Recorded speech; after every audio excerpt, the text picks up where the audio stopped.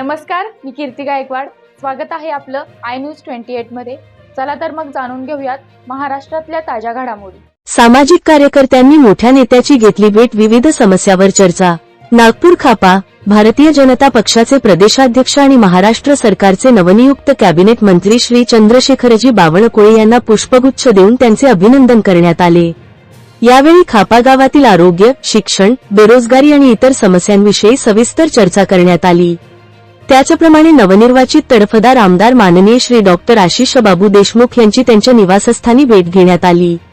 यावेळी गावातील समस्या आणि विकासकामांविषयी चर्चा करत त्यांना माहिती देण्यात आली. पुष्पगुच्छ देऊन त्यांचा सत्कारही करण्यात आला. या कार्यक्रमात खापा गावातील सामाजिक आणि राजकीय क्षेत्रातील कार्यकर्ते मोठ्या संख्येने उपस्थित होते.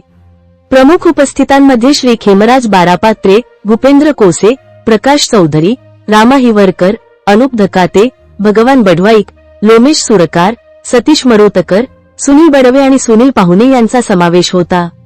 या भेटीमुळे गावाच्या प्रश्नांना सकारात्मक दिशा मिळेल अशी आशा व्यक्त करण्यात आली.